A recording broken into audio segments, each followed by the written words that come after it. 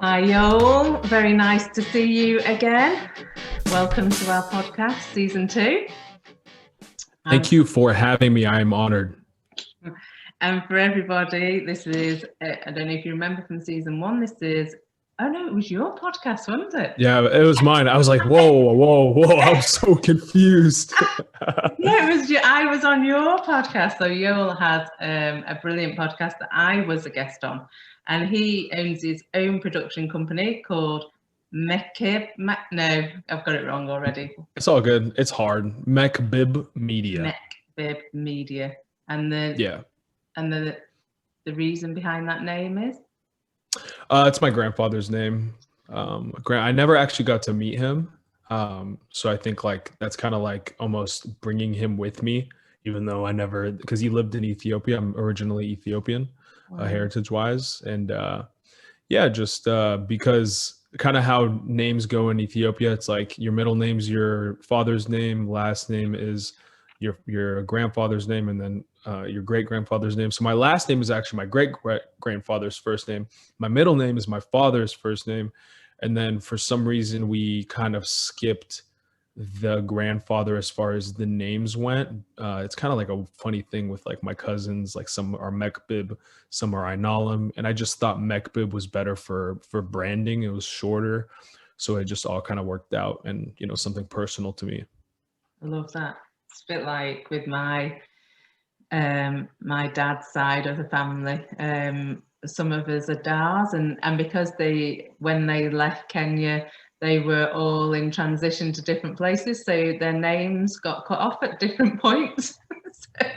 So they're all somewhere in the chain of names, but not necessarily all Dar. I like that. It's cool. It is. It keeps things interesting, doesn't it? And I didn't even take Chris's name when I married him, so then the mystique just continues, doesn't it? Sheesh. That's interesting. So the theme of our podcast this season is sustainability, and I am really excited to talk to you from LA, Los Angeles, Hollywood. And we're going to talk about LA, a green and pleasant land, ? Yes, and I am the representative for Los Angeles, and on this topic, I'm an expert. I can do no wrong. Well, you are a citizen of LA, which makes you a sustainability expert, because that's where it all is. It's all in the hands of citizens. I'm a professional average citizen. I think that'll be my title. Couldn't be more perfect then. So I'm starting with this conversation with, of course, Biden versus Trump. We've got to. We have to. We have to. And we all know, so well documented, Trump, climate change denier. And as soon as Biden got in, he signed America back to all the agreements that Trump had unsigned. So from your perspective, what did you see? How did it feel there? So I think maybe just Trump didn't really understand it. And when you don't understand, you generally play defense and you say, oh, we don't need it, blah, blah, blah, blah, blah.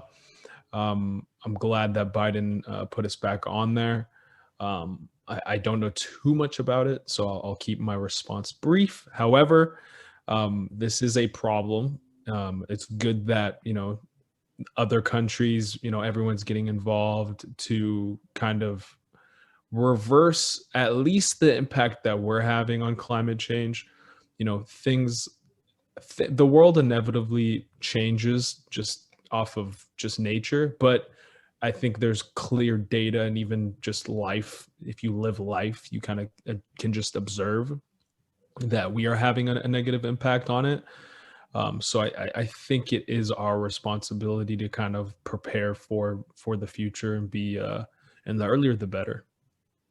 And one of the things that I studied on my course actually was that despite our course was very international, with lots of Americans on there and people from all over the world. And people were very disappointed by what had happened in America, and really saying that if countries like America, China, India don't commit to these changes, then it's a waste of time anyone else doing it, because without these key economies doing it, it won't make any difference. And our lecturers were very keen to point out that these headline politicians are not the ones that are doing the work on the ground, and that we should take more time to have a look at what was really happening. And they encouraged us to have a look at what was happening beneath Trump, even before Biden took the stage.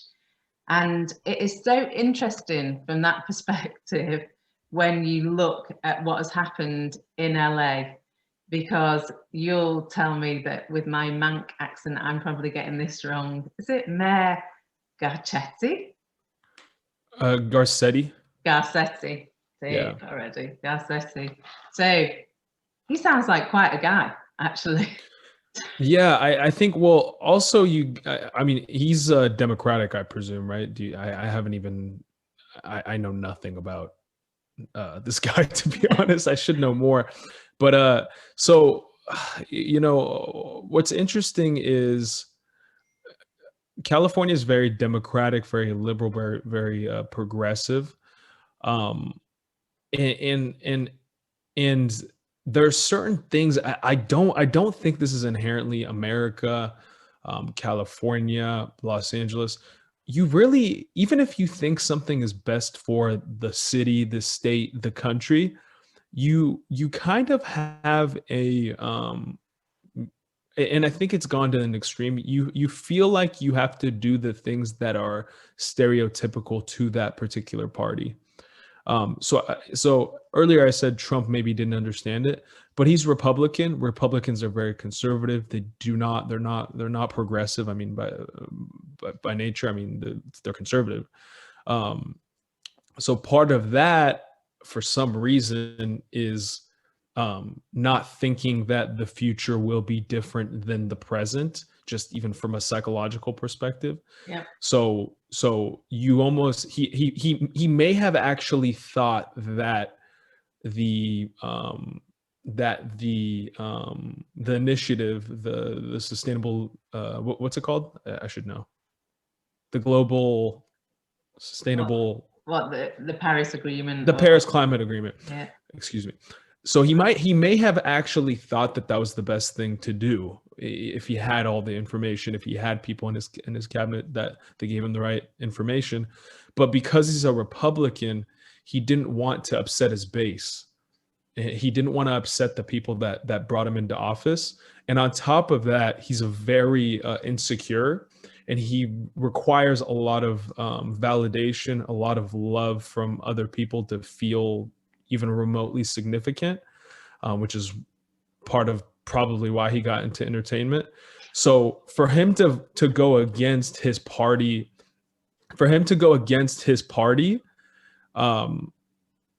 it just wouldn't have happened. It just was not going to happen, even if he thought it was the best thing to do.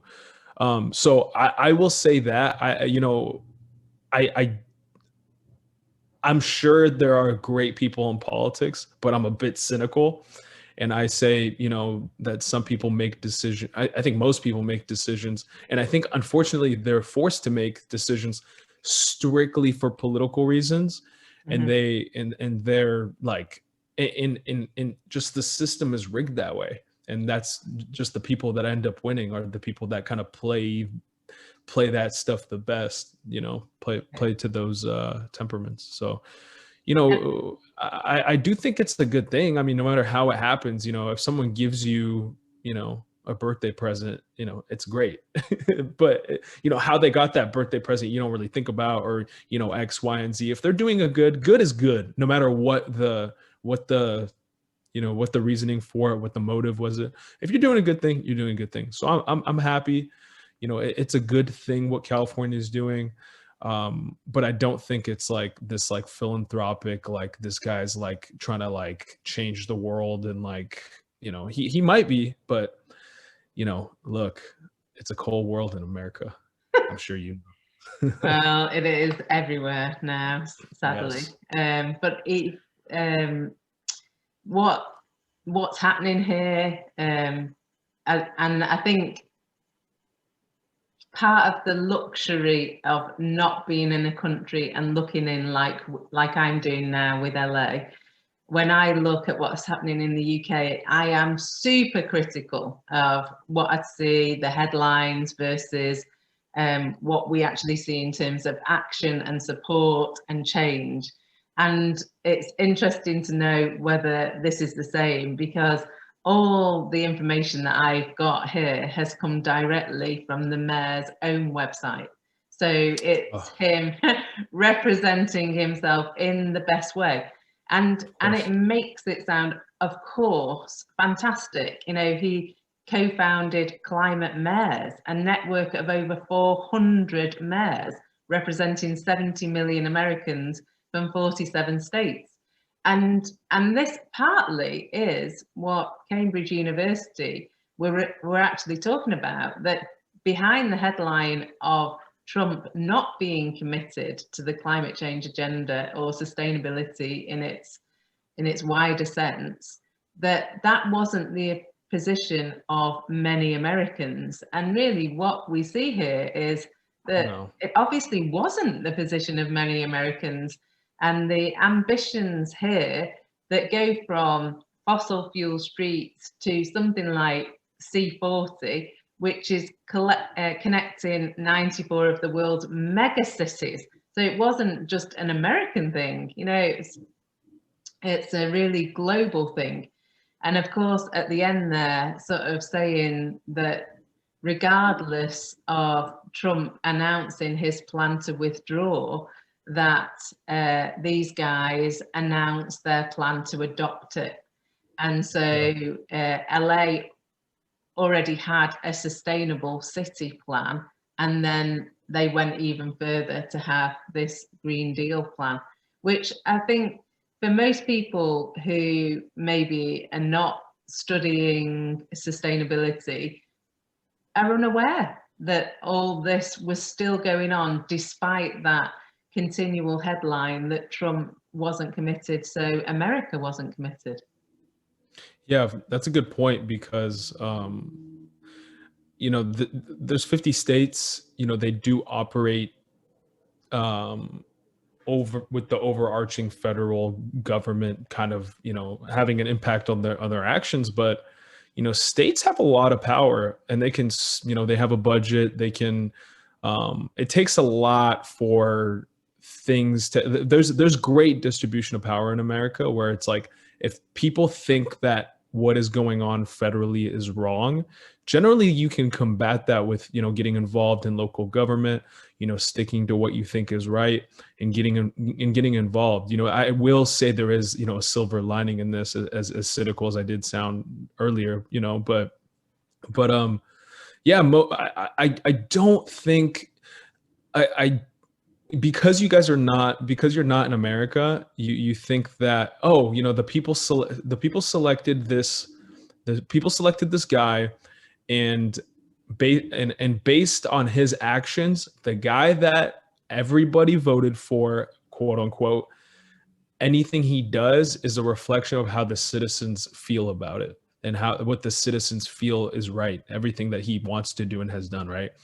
But I think from someone that lives here, I think he got elected for reasons that were so far away from his actual plans, that I think people forget that. Like, I genuinely think he got elected because he was anti-establishment. People are so sick of the politically correct now. People are so sick of being lied to. The doors are starting to open. You know, I'm sure you've heard everything that's going on Wall Street, Robin Hood, you know, the AMC stuff. People want to destroy, you know, the elites or whatever. And it's not even about destroying. It's like, people don't want to be BS'd. People don't want to be lied to anymore. And people thought they got that with Trump, right? They were like, well, look, I really don't care about where he stands of this with this and that, but at least he's a no BS guy, right? Yeah. But I think he needed to be elected because we do need that type of character, but we need it grounded in things that are actually better for the world and for our country. So it is in no way, shape, or form, in my understanding of people that I've talked to, that people didn't want to. People understand that something needs to be done, the progress needs to be made.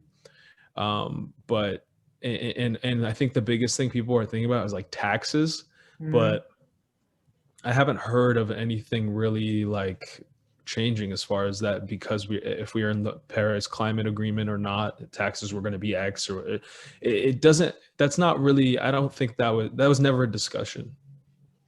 No, and there's a lot of write-offs, I feel like. Yeah, and it's really interesting when you look at this. The mayor here is really connecting quite a few things together.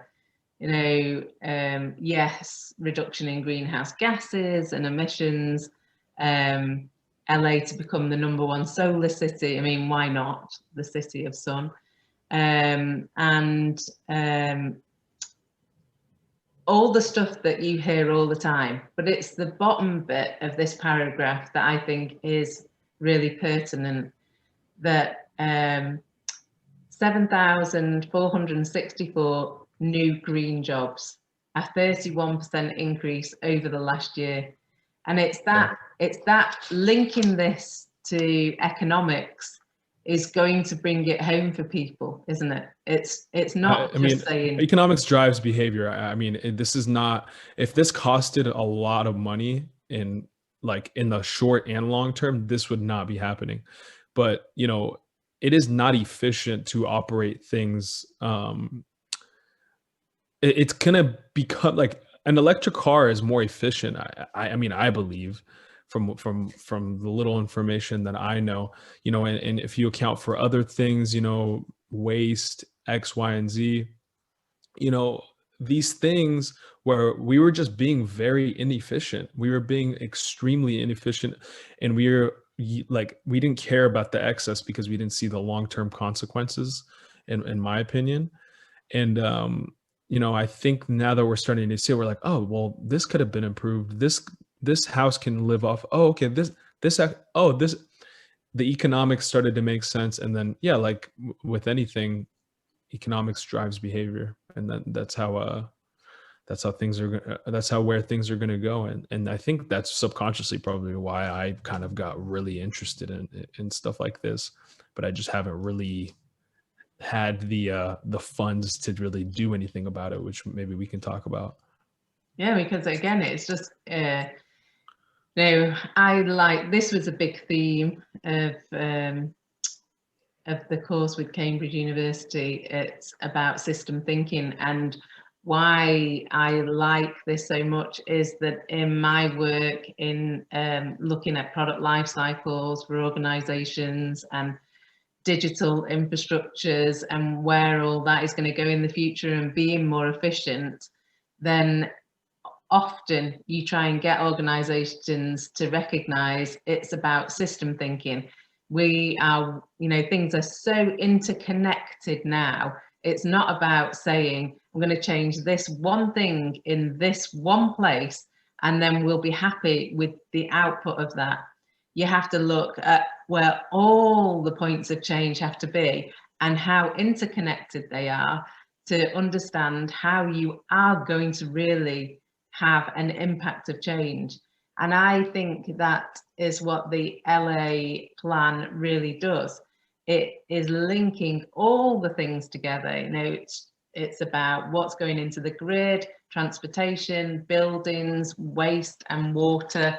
And as we've already talked about, it's about economics, it's about people's livelihoods. And as we'll go on to talk about, it's about really getting everybody involved. So you and I would realize that this is about us, it's not about politicians. So that sort of systems thinking, is that something, you know, as a content creator, you'll have the same thought process. You have to think 100%. where everything goes, don't you? You don't even start a project without thinking that. Yeah, 100%. You have to be efficient with your life, with your resources. So this is just another way to be efficient. Like for me, it's so funny. I sound like I'm going to sound psychotic when I say this, but like for me being vegan, I started being vegan because I was starting a new term in college, and I just like I wanted to prepare myself psychologically, so I wanted to cleanse my psyche with foods that were, you know, kind of cleansing and good for your brain, and just like create clarity.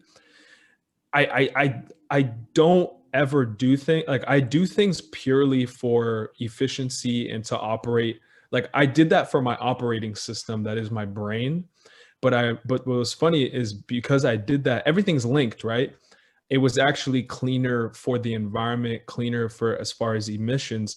And it's funny how that those things link, because I did feel the difference of being vegan. You know, I did a little bit of intermittent fasting, you know, things like that. And not only was I eating a little bit less and still operating fine, I was eating the right foods, doing the right thing. And it always starts with actually it always starts with the economics. Like for example, my production company, I try not to you know, I try to hire people. I hire people, but for me, my biggest thing is like having good equipment and having like I have a nice camera. I have like a slider, which slides back and forth, which is my B cam. You know, good equipment makes your production more efficient. You know, you don't have to rely on someone else. You know, you don't have to rely on this big set, you know, big building, electricity, food, you know, X, Y, and Z, transportation to get there. You know, it's just so bulky. But for me, it was purely for economics as to why I set things up that way. You know, just looking into the future, trying to look long term. Yeah, you know, I'm investing thousands of dollars, but I know as far as like speed and, you know, man hours, I'm going to save so much money in the long run, right? And those are really just a couple of examples. You know, I think what the world is going to go into is there's going to be a lot more Zoom meetings, because they realize like it's inefficient to fly to take a meeting. Like for me, I always thought that before the pandemic, I'm talking about like years ago. I'm like, man, when I have, especially when I'm a business person and I have money, why am I going to fly to take a face-to-face meeting? That just sound like so psychotic to me. And I was like, man, I guess I'm going to be the first business person to like, I don't care how big the potential client is. I don't care how, I know there's like soft skills and like reading the person, getting their energy, blah, blah, blah. But you're telling me I'm going to book a flight. I hate flying is not enjoyable. I don't care how much you enjoy flying. I'm going to book a flight, fly somewhere, whether it's an hour, 2 hours, 10 hours, to be there for a day and then come back just for like that was, I don't care how much money is on the line. It just sounds so dumb from a monetary perspective. For me, the as far as the emissions, that was like secondary, but it's funny how those things intertwine, right? Mm-hmm. Yeah, absolutely. And for somebody who has been in the position where I have had to fly around the world for short meetings, it was absolutely something that I always fought against, because I was saying, look, if you're going to invest in getting me all the way out there, then it better be for a good reason, not for one Man, meeting. But this got man. out of hand in a lot of big companies I was working with, really until the pandemic. People were flying around for a 3-hour meeting, and at that point it had just got completely out of hand. Yeah, I mean, tickets were starting to get cheap. People, I'm like, man, I don't know about all this. This is not good. No, no, This is not a good thing in any stretch, you know. no. But the being there is is important. Making relationships is important, but that has to be put in context with and it's actually a big topic of conversation here in the UK at the moment, that we need to start valuing the impact to nature. And if that had a value on it, so every time we took a flight, the impact to nature was part of the cost of your ticket, you would definitely give it a second think as to 100%. whether you needed to make that trip. And like you say, whether we could use technology. And technology definitely has made us have the potential to be more efficient and have less impact on our environment if we do it in the right way. And one of the things, of course, when you think about California particularly, so if you just think about California, I'm sure the image that comes to most people's minds is fires. It's what we see every year now. Without fail, we will see that. And this is what the mayor was talking about as well, which I think hit home with me. When he was saying, look, we don't have to really interrogate why we're doing this with flames on our hillsides and floods in our streets. Can we really wait any more to confront the climate crisis?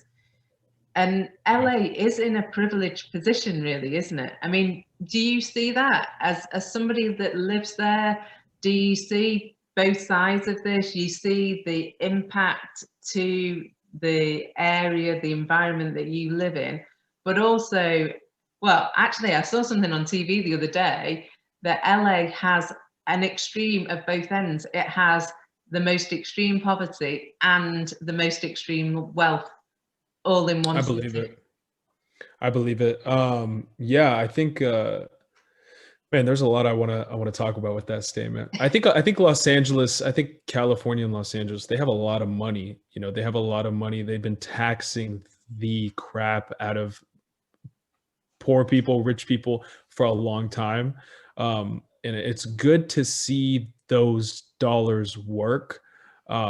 I don't have the details in and outs. I don't have their spreadsheets, X, Y, and Z. I don't know, but it's good to see something happening, if that makes sense.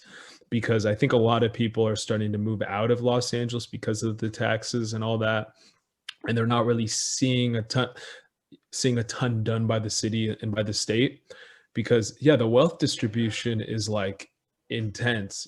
Beverly Hills, you drive, Beverly Hills, for the people that don't know, is a very nice neighborhood, like very luxurious. Rodeo Drive, all of these prestigious stores, these multi-million-dollar and billion-dollar houses, and then you drive. I kid you not, maybe 12 minutes with no traffic, and you're like in the hood. Like I'm saying, like Watts, Compton, South Central, where it's you kind of got to you definitely got to watch over your shoulder at night, but you wouldn't let your kids even get out of arm's reach. So it's tough for me because I see these changes being made, but then there's like potholes 10 minutes away from Beverly Hills. So I'm like, let's like walk before we run, but that is not the mentality of the local government. And this is stuff that people that are very wealthy, that have money, that want to live in Los Angeles for a long time, that have the luxury of caring about things that are not, can I pay my bills next month? Can I pay my bills and do anything extra? This is not what people like that are thinking about. And there's millions of people in Los Angeles that live paycheck to paycheck, or don't know where they're going to eat next, where they're going to do, how they're going to get by. So they're looking at this climate change, whatever, and they're like, okay, like we don't care. Like we might not even make it to, next month. So, I'm torn, but it is good to see something being done. But as someone that lives here, that has worked in the hoods, Lancaster, Palmdale, these places that you probably don't know much about, Bakersfield, I say this with all due respect, disgusting cities that are 10 minutes, maybe 30 minutes away from the wealthiest places like I've ever seen in my life, even on TV. It's hard to watch, and it's hard to be like to see people being a group of people being completely ignored so close to people that can help. Yeah. I think that's where we saw that frustration with the pandemic. I think a lot of things came to light, and people were like, man, they're vandalizing. I can't believe they're doing this. This is so unfair, blah, blah, blah, blah, blah, blah. And to me, man, if I was in their situation, the fact that things are not a lot worse as far as violence, and like there's no like gated, like Beverly Hills is not gated from, you know, Compton, like in these hoods, right? So it's like the fact that things were not worse earlier shocks me. And then like think everything was shut down, there was no help from the government. I was like, uh-oh, this is not going to end well. This is not going to end well. So, you know, there's a group of people in Los Angeles that are just trying to get by, that are this close to losing it. And then there's a group of elite, wealthy people that, you know, care about the future, care about their grandchildren, because that's a guaranteed thing for them. So do you think the sustainability agenda is for the privileged? I think that it is a problem that matters to you when you're in a privileged position. And I say privilege with all due respect. I mean, and it doesn't take much to be privileged. I'm privileged. When you know that you can pay your bills, that you know that you have some sort of stability in your environment, you're not around violence, you know, 24/7. I'm saying like the bare minimum of hierarchy of needs. If we're talking about the, you know, the hierarchy of needs, this is one of those things that is at the top, in the sense of we're not going to see anything that you will not see the results in within, you know, X amount of years. I think it is considered privilege. And again, I'm privileged. Yeah, because you're right to mention the timeline. I think that is a huge part of the problem with this, and why we don't get really everyone standing up. Because I think genuinely, if you went to the streets and asked people, are they bothered about what we're doing to the world, they would say yes. But 100%. if you then followed that very quickly with, is it in your top 3 things that keep you awake at night, they would probably say no, because there's other more pressing things that they need to think about. And the UN really did consider this and came up with the Sustainable Development Goals, which really do start with number 1 being no poverty. You know, number 1, no poverty. Number 2, 0 hunger. Number 3, good health and well-being. Number 4, quality education. Number 5, gender equality. Number 6, clean water. Number 7, affordable and clean energy. Number 8, decent work and economic growth. And, you know, so if you take those 8, the world does have to recognize that everyone has to be at a certain level of being able to live. And as long as we're doing that in a way that helps to rebuild what we've taken away from the world, brilliant. But those top 8 things, for the vast majority of the world's population, are what they are thinking about right now. Yeah, 100%. I'll give you an analogy, and this isn't going to be for you. I mean, you understand this problem deeply, but it might maybe create a picture for people in their minds. Like again, one of my big clients, they're a life insurance agency, and one of their biggest things, you know, sales organizations are generally structured similarly, where like, you know, you and they're 100% commission. So you make your commissions, you know, you can work and do that, or you can build like an agency, create a team where, you know, you get their overrides. If you train them, they're part of your agency, you bring them in, whatever, right?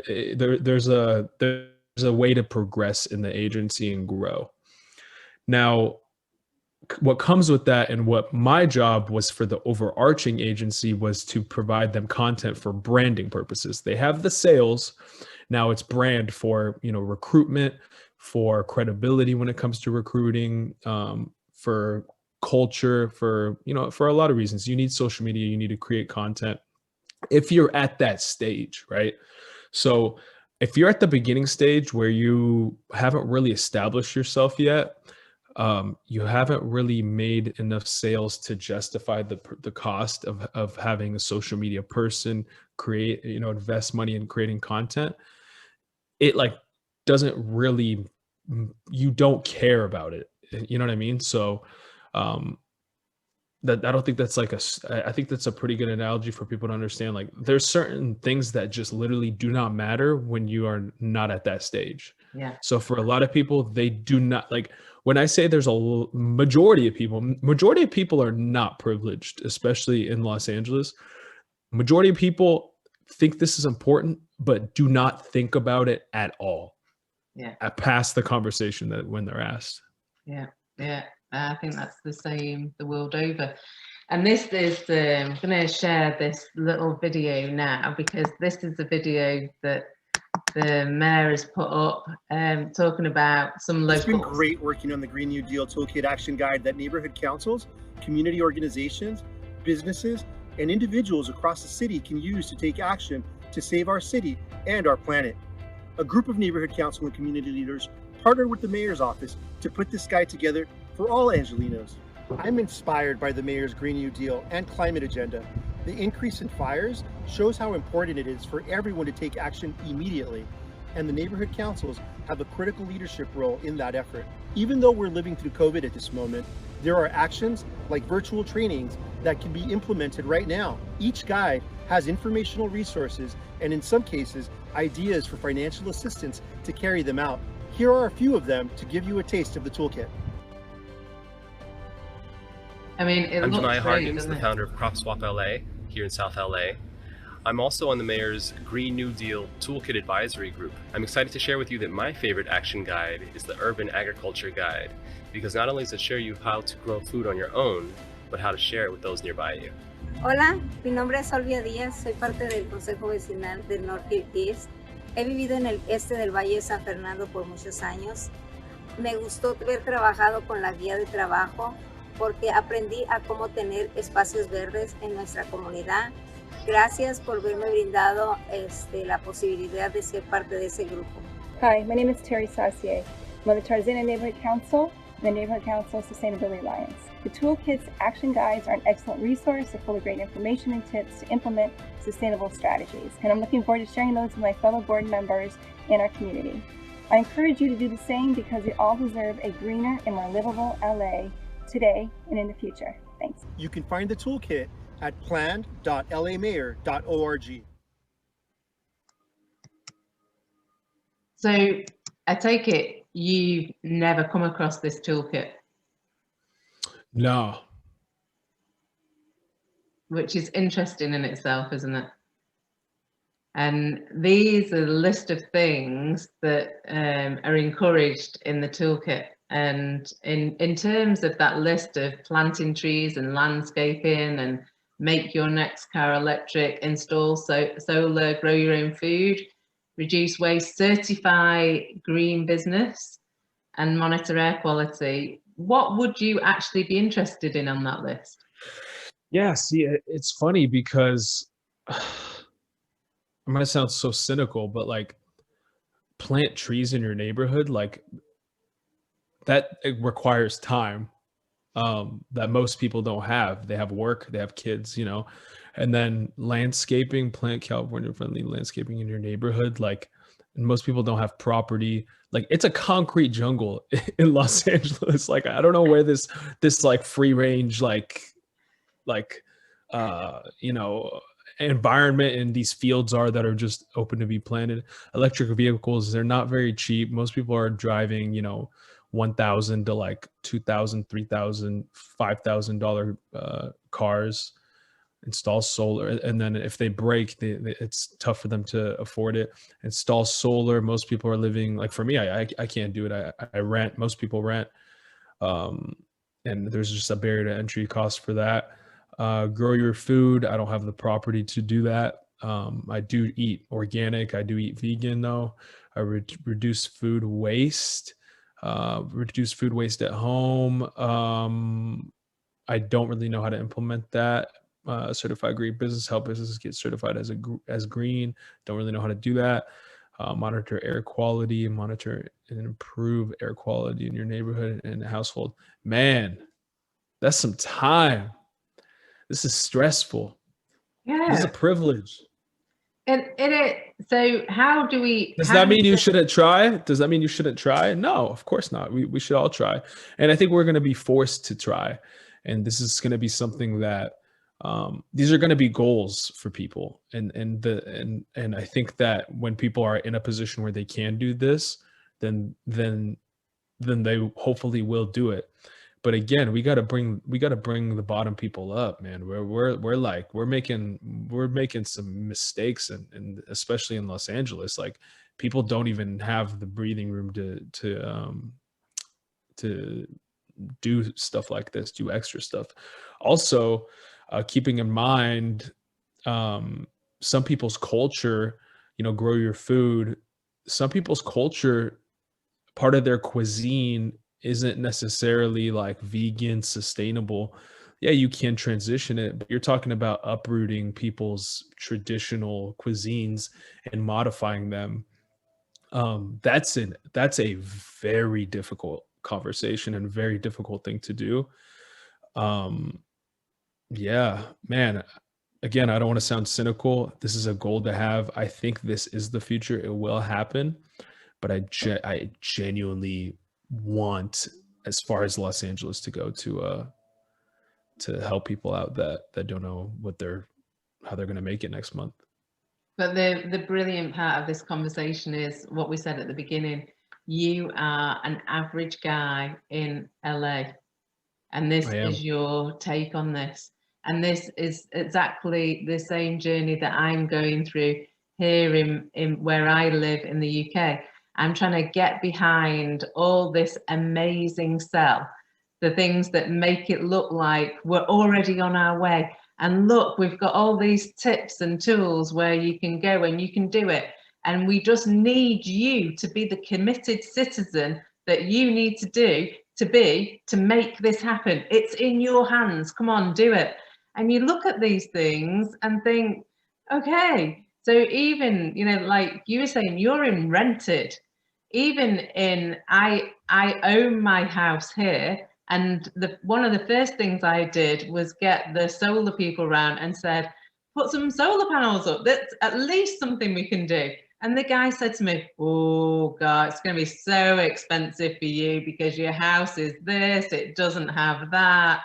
The government isn't sponsoring any of these things. It says it is, but really when you get into the detail, not really for you. So that didn't seem very achievable. Yeah. The plant trees in your neighborhood, there are people around here that are really active in that, and I'm sure that's something that I could get involved in with a bit more enthusiasm on my behalf. And probably the landscaping, again, it could be something that is it legal to, like, I mean, also like this, there's like a bit, like my dad's an agriculturist, he's a plant genetic researcher. Wow. There's plants that, like, this requires education. I feel like you can't just be planting stuff wherever, especially when it's not your property. So I think, like, you're talking about doing something that, you're going to plant something where it may not be right for it to be planted. Who knows? This is tough.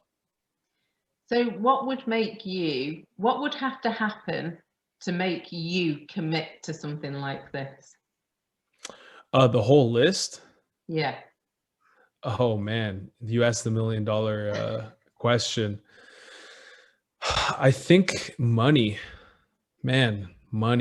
like, and also maybe a tax write-off. I think if some of these things, I'm sure, I think in Los Angeles maybe they are. I mean, just got to do the research, but that's also a barrier, right? The knowledge and the know-how of like what things are actually tax write-offable. But yeah, for me as a business owner, probably tax write-off, just more money in general. I mean, there's a lot of other things that you can spend and also I don't own my own home. There's just other things that I personally want to do that are not on this list, if that makes sense. You know what I mean? And that's just me being completely honest. I'm going to do what I can within my realistic life in my the way I live my life. But at the end of the day, some of these things on these lists will never get done, but some of them will. I'm going to have solar panels eventually when I get to that. And my next car will probably be a Tesla. Reduce food waste. I want to grow my own food 100% when I get to that point. So these things just take time and money and, different stages in my life, if that makes sense. So what if the world just doesn't have that time though? What would have to happen for you to say, oh, actually, if I don't make these changes now, actually, there will be no world for me later? Yeah, I mean, this is interesting because like we're kind of like talking about things that are like you're kind of damned if you do, damned if you don't, right? Like if I dedicated the time to do everything on this list and I wanted to do everything on this list, then my business would die because I already don't have time and I don't have the resources to invest into doing stuff like this. The time and resources that it would take for me to adopt all of this would take away from my business. So then I wouldn't really make money. I wouldn't be doing what I'm passionate about, what I've spent years building my passion. And I'd be channeling it into something that, is better for the world and would improve my future generations. But I'm essentially sacrificing my life, my livelihood, my love for what I do and the business that I've spent years building. And I'm going to do something I have no actual, if I wanted to do all of this stuff, plant trees, landscaping, I'd be doing it right now, but I'd be doing something I don't want to do. And I would be not doing stuff that I've built dedicated time to do. So I'm screwed either way, right? In the current scenario, I'm letting the world suffer. I'm doing what I can, I'm vegan, X, Y, and Z. And if the world burns because I'm trying to make a living, trying to do what I can, trying to do my best, then I have I'm kind of handcuffed, and does that mean not try? Of course not. But that means we have to be realistic. People, you talk to people and you say, well, look, like if you don't start exercising and eating right, you're going to die eventually. You know what I mean? But at the end of the day, like maybe that person is like dealing with some trauma. They need to self-soothe with the meals. It just might not be in the cards for them at that particular time. They have to work on some stuff on their own. And then when it gets to that time, they themselves have to be in the right place and time to make that transition for themselves, because either way they're screwed, right?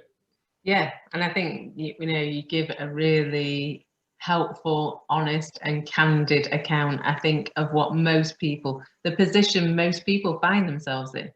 They want to do what they can. I mean, you're actually doing quite a bit of stuff, really. And when you went through the list of the things that you would do, if you were in the position to do it, you'd practically tick every one.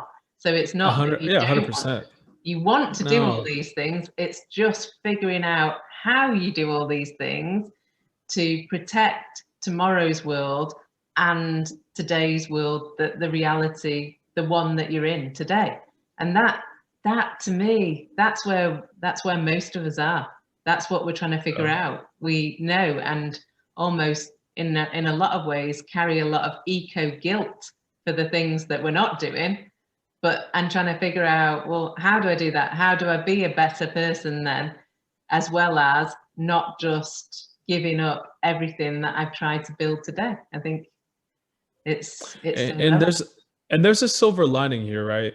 Like I genuinely believe that the things like, for example, let's talk about the things that I will probably implement that I think are going to be huge. the solar panels, and then the electric cars. I want 100% what I get at, like that. I want that to be the first thing, and then my next car 100% will be an electric, a Tesla, right? Like anything, economics drives everything, right? So over time, the cost of those two things, when you bring something to market, the cost is just very high. A flat screen TV, was X amount of dollars, and now it's this price. Over time, things get more efficient, especially when it comes to technology. Both of these two things are technologies, right? They get more efficient. Rich people buy them. These companies get the capital, and then they start to, and then competitors come into play. There's nothing proprietary about these two things, right? So over time, through innovation, X, Y, and Z, the cost will go down, and I think in an exponential way, to the point where, and this is Elon Musk has talked about this. He wants the everyday car to be a Tesla. He doesn't want it to be a luxury. He's going to have luxury models, but he does not want it to be a luxury car. He wants everybody to have a Tesla, the common person to have a Tesla, right? So, and that's all I can speak on. I don't really know much about the solar panel industry, but the cost of these things will go down. And like anything else, I think that economics drives this type of behavior. It's going to be more efficient, and therefore it's going to be more sought after, and everything's going to line up. I genuinely am very optimistic when it comes to those two things. So you think, so I wanted to end with some actions that we could try and get some engagement with.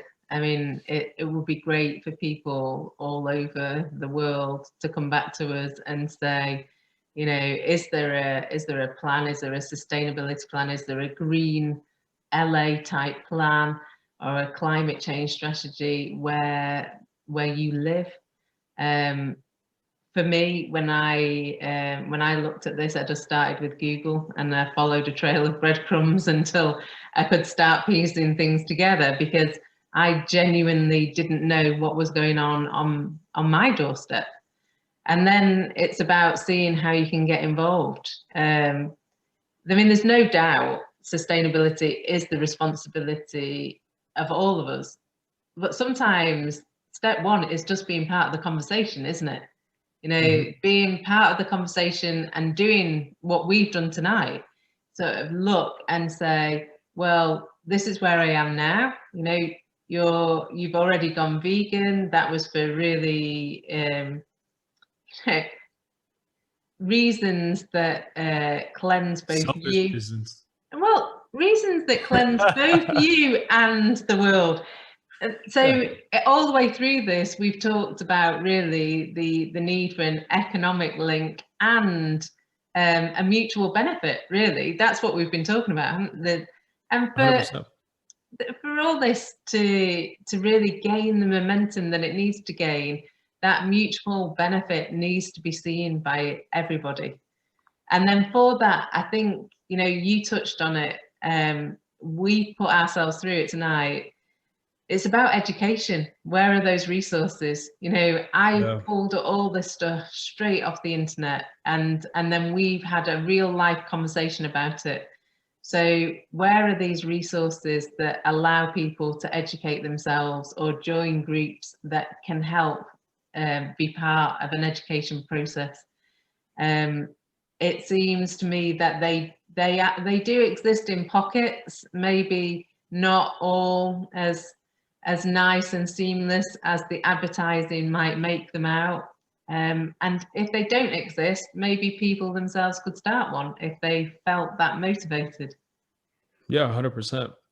And also there's other, like podcasts like yours, other forms of media, documentaries have been super powerful in shifting people's lives, people's behaviors. Art is such a phenomenal tool. I think it is the way to communicate moving into the future. It has to be aesthetic. It has to make you feel good. It has to be consumed easily. Whether you're a reader or whether you like to listen to podcasts, watch movies, the way to communicate, it has to be structured in a narrative. It has to be structured in a way that's easy to consume. It's just where the world is going. So I think people that can get behind that, people can consume it to where it kind of like meets them in the middle. I think it is going to be super important for this type of stuff to really gain traction. Yeah, I think so too. It's all in the communication, which is great for people like you who are trying to make that easier for everybody. And it has been absolutely fantastic talking to you tonight again. Likewise. And like we said, you know, this is a big topic for such a short amount of time. So now that we've planted some seeds, we should connect again soon and see how we've both progressed. Because the one thing that I've also found is once you start these conversations, it's amazing what happens next, whether it's just in the air, it's in your psyche somehow, but somehow things do tend to happen. So it would be great to keep in touch and see what happens from an LA perspective. Yeah, I think it's going to be an interesting next year. So, you know, we'll stay in contact. But thanks so much for joining me tonight. It's been brilliant. Of course. Thank you for having me. I appreciate it.